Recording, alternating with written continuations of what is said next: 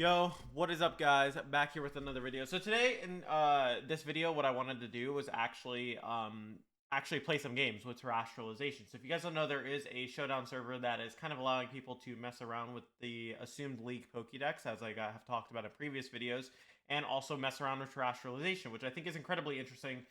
To me, I think it's like super cool because it lets us actually get an idea of what people are going to be utilizing, right? So obviously I tested this team a little bit before I came onto stream here, right? Or not onto stream, but before I came to record this video, right? So to me, I think it's incredibly interesting to kind of mess around with this mechanic. And I think that in general, it's a kind of a cool mechanic, right? It completely changes how the game is played. So to give you guys a quick overview of the team and kind of what my idea behind it was. So I wanted to mess around with a couple of concepts that I talked about with you guys in previous videos I thought was interesting. You guys can see Golduck obviously is on the thumbnail, is probably the highlight of this team and what I wanted to focus on. Golduck just being able to do strong amounts of damage with Mystic Water, Terastral Water, Water moves, and Rain. And also Garchomp plus Rotom with Disquake, right? And like that's obviously a really strong option that has access to. And I had talked about Rotom obviously benefiting off of the Levitate to be able to, not have any weaknesses. So I think this is a really good concept, and it's kind of a cool team to start out testing for this format with. Let me know if you guys would like to see more videos of us playing on this ladder, because I think it's incredibly interesting to like actually get in these games early. And yeah, so we'll get right into our first match. So we are against Murkrow, Garchomp, Goodra. Okay, interesting. Gastro, Arcanine, and what's it called Abomasnow. I almost said Mamoswine for some reason. I feel like Arcanine as the lead is really strong into this, right? Because you obviously get the Intimidate down into the Garchomp. If the Garchomp is led, you have Snarl for pretty much everything else. I don't necessarily know if this is a game where we're going to want the Rain mode just because there's a Gastrodon. We might actually still want Pelipper just to kind of mess with the opposing weather. We could also potentially go with Sableye here because I could see Sableye actually really messing with the opponent's game plan. I actually really like Sableye because you can just manual Rain Dance. And probably Garchomp and Rotom would be our last. The only fear, obviously, is Abomasnow, but I think if we have Arcanine for that, we should theoretically be fine. So here, I think we can go for an immediate swap into our Rotom here and just go for a Will-O-Wisp and a Garchomp. Obviously, we just burn the Garchomp if the Garchomp decides to come in. If not, we're still fine. And on top of that, too, right? Like, I think we have more than enough pressure as is with our lead. I think Sableye Arcanine's a really good disruption lead for a lot of teams, which we can kind of capitalize on.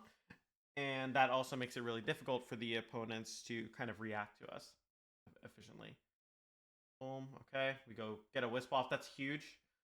Swords Dance comes out here. I mean, it's obviously a little bit annoying, but I think it's fine. We're going to actually Terastallize into an electric type right now, just so we can get the stronger Volt Switch into the Murkrow. I think also here what we want to do is go for a Will-O-Wisp to cover the swap if Murkrow does decide to swap. Okay, it doesn't swap. That's fine. Swords Dance again comes out, which is fine. Foul Play comes out, and this should just absolutely destroy this Murkrow. It actually ends up surviving, which is pretty impressive. I think we go into Arcanine here. I like Arcanine. We're gonna bait out the a Rock Slide here, I think. I'm even wondering if we want to double swap, but that might be a little risky. I kind of want to Wisp again just to keep the slot honest if it tries to swap. Either that or we attack, but I don't think attacking is wise here. Unless we Flare Blitz and we Quash. Actually, I don't mind that, yeah. Here, we take it. They go for a Rock Slide. They were calling the Rotom to come in, which is good for us, right? That just means we end up wasting their turn. I think that probably Gastro comes in if they have Gastrodon. I could also see Goodra coming in. Yep. I think here we just protect and we just go for a Will-O-Wisp to start chipping away at this Goodra. Obviously, Sableye isn't doing like the most right now. That's just because it's kind of how it has to sit here. I think that realistically, once we get our Chomp in, though, we should be okay because then we can just kind of Dragon Claw everything. Rock Slide comes out, which is fine. I don't think they have Dragon Claw themselves. If they're clicking Rock Slide and they have Swords Dance, that means that they probably don't have anything to hit our Garchomp efficiently. Okay. So Rock Slide comes out here. I think here we can just go for a Snarl. I'm a little bit hesitant, actually, to kind of let our Arcanine go down. We go in the Rotom here? I feel like maybe we go in the Rotom. Yeah, I feel like we go in the Rotom here. And we just go for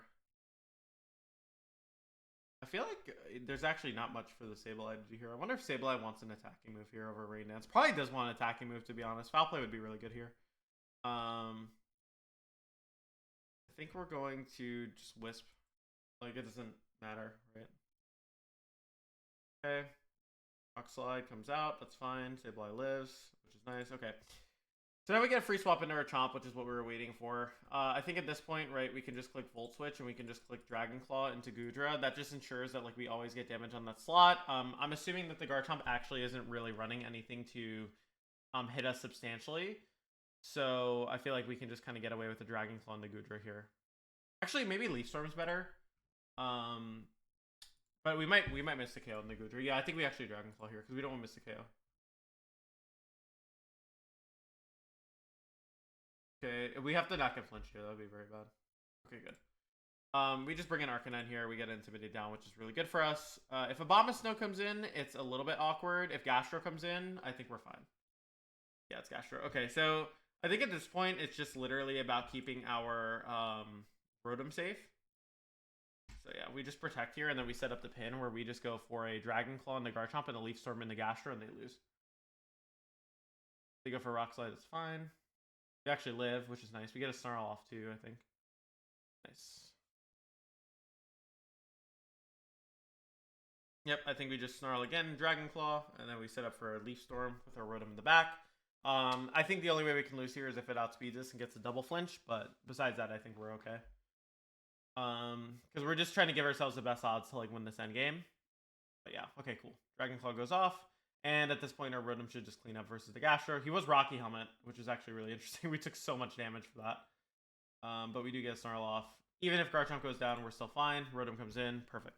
So yeah, you guys can kind of see the strength of having multiple modes on the team. I'm actually going to change our Sableye to Foul Play because I felt like actually having Rain Dance was really hurting us there. Foul Play, Will-O-Wisp, and then Wash. But yeah. I think that overall, this team really benefits just from being able to put on consistent pressure with your terrestrial moves. And you saw terrestrialization actually didn't really make too much of an impact in that game.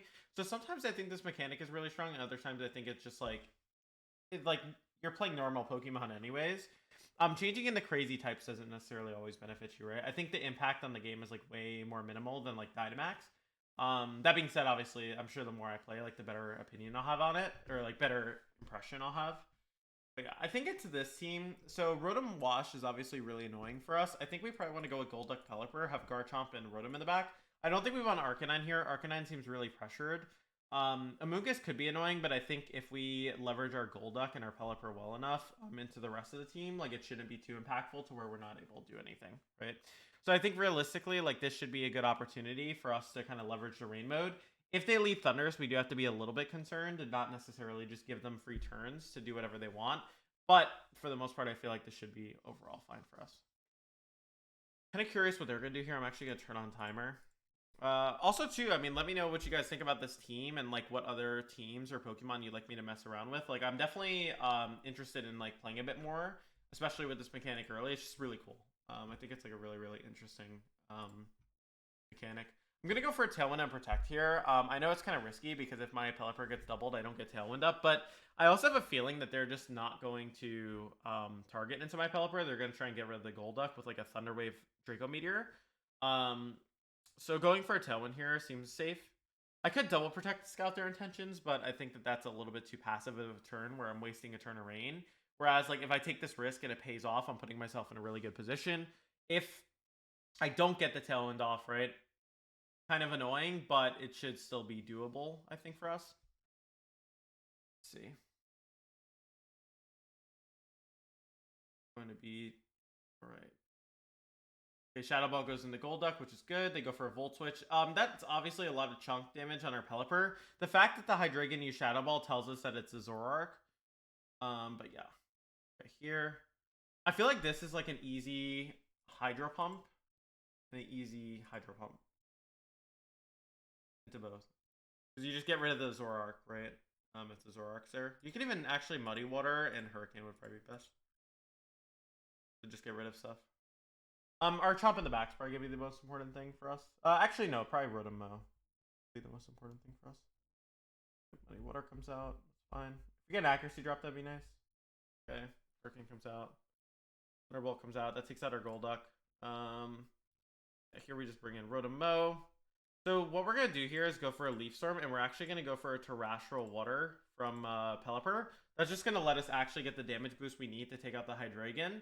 It might seem weird to use it on Pelipper, but this is where like having the move is really nice. Yeah, we just take it out straight. Really nice. Leaf Storm comes out. Yep. So I think Terrestrialization is useful too, because you can use it to like boost like really important damage on certain things. So to me, that's like very useful. I think here we just go for a Leaf Storm into the Rotom, and we just go for a Hydro Pump into Thundurus. You have to be careful with the Hydreigon in the back, but I think we can just beat it with a by just playing well. I think actually we might want to Leaf Storm and Hydro Pump, because my Leaf Storm is going to remove the Rotom. Oh, it does have Protect though. It is Protect Rotom. Yeah, I actually think I have to split the damage. Yeah. Okay. Thundurus actually survives, which is huge for them. Okay. Fine. Okay. I think this is still fine. We just bring in Chomp now, and we just go for a... I think we Discharge. That might not get the KO. We actually probably just Leaf Storm, and we just Rock Slide here. That'll just let us take out both Mons. You could even be safe here, actually, and just click Discharge and Dragon Claw. I'm actually probably going to Dragon Claw just to get rid of the Rotom. Because the Rotom is kind of a threat here, and I don't think that Thundurus has anything that can particularly touch us. The only tricky endgame here is if they have like a Lando in the back. But yeah. I think Rotom-Mow is like incredibly good here. Mostly because it just pressures the Rotom like we needed to, and then it weakened it so we could get Garchomp in to just Dragon Claw. What's their outs here? Okay, Protect, yep. Fine. Go for Taunt, that's fine. I don't really need the Protect. If they bring in Hydreigon here, which they have, yeah, they do have Hydreigon because they revealed it on the illusion. It should just be an easy Discharge and Dragon Claw. If they're Scarf Hydreigon, then we get bodied, but so is life, right? They do have Ally Switch, by the way. I know this from last game. I'm actually gonna Dragon Claw into their Rotom. So I played this guy before when I was practicing a little bit with the team to showcase it to you guys. So I did want to like obviously get some practice in, and he did have Ally Switch. So I'm gonna call the Ally Switch. If it doesn't work out, then oh well. But I do know for a fact he has Ally Switch. Yep. Oh, he's actually Terra Stealing. Interesting. Okay. This is actually something I had talked about before, being like a really interesting thing that Hydreigon can utilize. We do actually get 2 crits, which is pretty lucky. But yeah, this is something really interesting that I talked about Hydreigon utilizing. And like you can see here, it's like super efficient versus my Garchomp, right? Like if I hadn't crit my Discharge, like I think Hydreigon would have absolutely rolled me in this situation. Yeah. But I think that realistically, right, like it just shows you the potency, right? Oh, we actually get another crit here too, which is really funny. But yeah, I mean, like the potency of like Hydreigon turning into Steel type is absolutely like wild. You can really like go crazy with it if it's used in the right position, like there. And that could have easily, like, if I hadn't crit there, I think that would have probably lost me the game, you know. Thank you, by the way. They were helping me out with the terrestrialization thing. I was messing around with different terrestrial types. And they were like, I was like, how do I set it up? Because there's no hidden power like Fairy. And then they were like, oh, you just put it in manually. I was like, okay, thanks. That like helped.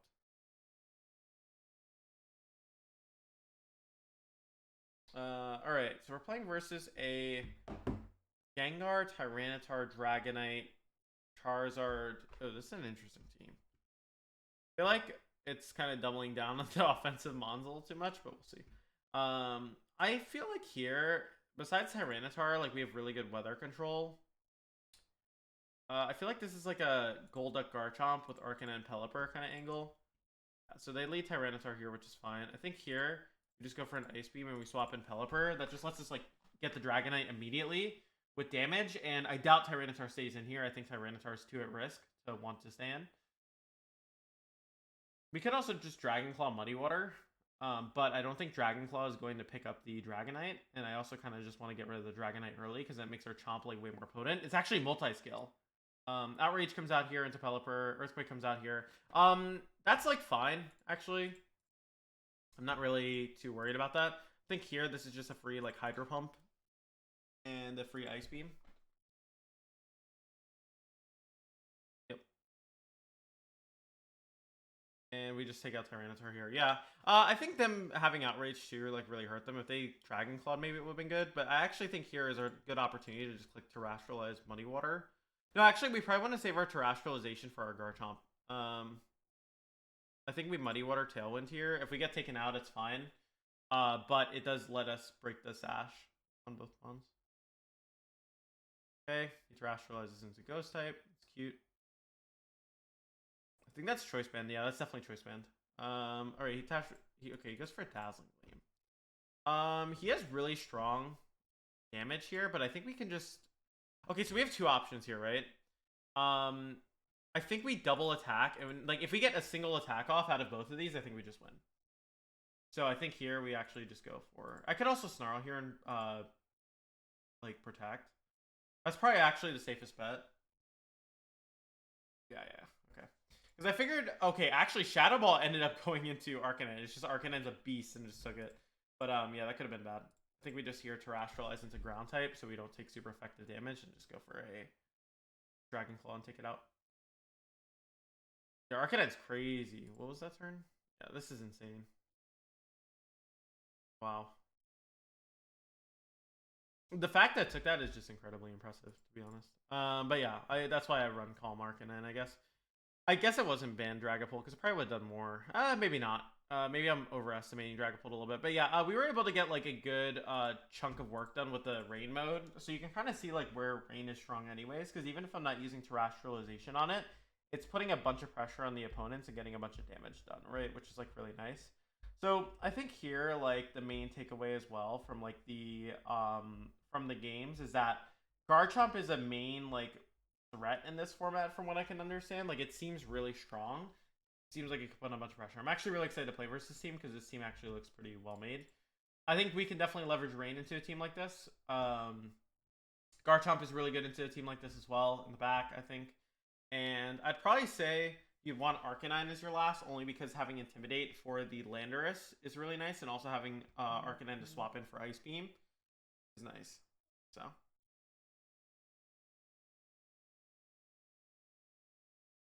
But yeah, I think it's just like this mechanic is so interesting, you know.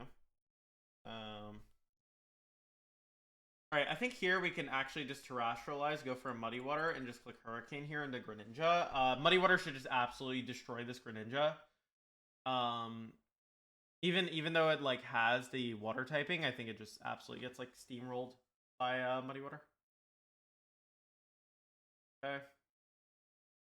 That did so much. That did actually so much damage, and we just take out that. Yeah, I think at this point our Golduck's like really threatening. We will be slower than Polt, which is worth noticing, but or worth noting. But as long as it's physical Polt and it only has like Dragon Darts, it shouldn't really make too much of a difference here. As well too, like if we need to swap out our Golduck, we can because it's obviously going to keep its Terrestrialization. Yeah. Let's see. I think, okay, they're going to bring in Sylveon here. I think this is literally just a free Muddy Water again and a Hydro Pump. Oh, we could, yeah, we're probably going to get outspit here. I'm actually going to swap an Arcanine and go for Muddy Water, I think. Interesting. Okay, so it is a Grass-type Volcarona. But you can see this is where, like, sometimes changing your type isn't always beneficial because even though they changed their type and they got a Saturn, they can't really stop us from just clicking Snarl here. And the Volcarona doesn't really have great options. It actually loses harder to Arcanine here, I think. We should probably just protect here, though, on our Garchomp to keep it safe from Sylveon, because I think Sylveon's pressuring it immensely. Yep. Here we're going to swap in the Pelipper to just eat the hit, and we're going to get a burn on the Polt. Getting a burn on the Polt just kind of solidifies our position here with our Garchomp, because our Garchomp's really threatening, right, towards the end, as long as we just deal with the Sylveon. So I think that all we have to do here is get a burn on the Dragapult, and then we can just kind of play from there. All right. It's going to be Hyper Voice. At this point, I think we just let Pelipper go down. We try and set a Tailwind if we can, and we just go for a Wisp. Tailwind Wisp. I like that. Okay.